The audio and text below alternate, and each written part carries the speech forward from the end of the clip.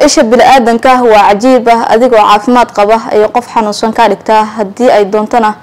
godka ay ku hoysaa sida ku dhacday wiilkan dhalinyarada ah ee lagu magacaabo Ayman Cali intaan ugu gudagalin sheekadan hadii ay tahay markii kugu horeysay aad soo booqato waxaan ka codsanaynaa in aad nagu soo biirto maasanid wiilkan dhalinyarada ah waxa lagu magacaabaa Ayman Cali waxa uu ka mid ahaa dhalinyarada isticmaasha social media waxa uu ka soo jeedaa dalka Jordan waxa uu ku guuleystay tartanka quruxda dhalinyarada ee dalka Jordan wiilkan dhalinyarada ah ayaa bartiisa TikTok waxa uu soo dhigi jiray muuqaalo isaga oo soo duubi jiray vlogyo sidoo kale muuqaalo isaga uu gaar u leeyahay oo ah in uu quruxdiisa ugu sheekeeyo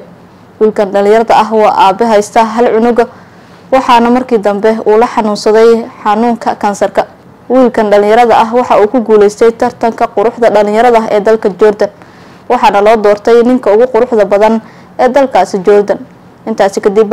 Ayman waxa uu soo dhigi jiray muuqaalo uu quruxdiisa kaga sheekeynayo sidoo kalena waxa uu mararka qaar soo dhigi jiray muuqaalo vlog ah oo uu ka soo duubayo meelo uu dalxiis tagay Ayman Cali waxa uu ahaa aaba dhalinyaro ah oo haysta hal gabar waxaana markii dambe uu la xanuunsaday xanuunka halista ah ee kansarka intii uu hayay xanuunkan kansarka waxa uu Ilaahay haleelsiiyay in uu tago Kacbada oo uu soo cumreysto Ayman xaaladiisu waa ay ka sii dartay heer waxa ay gaartay isaga dhan uu qolfoof noqdo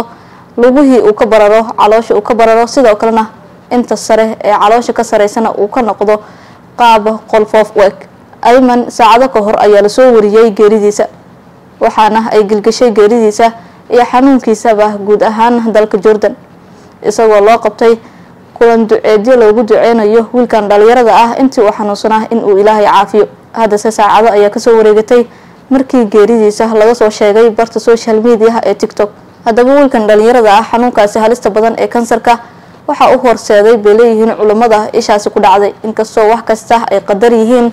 hadana waxa fiican in isha bini'aadanka aad mar walba iska ilaaliso oo aad qariso waxyaabaha qaar oo Ilaahay haybad ahaan uu ku siiyay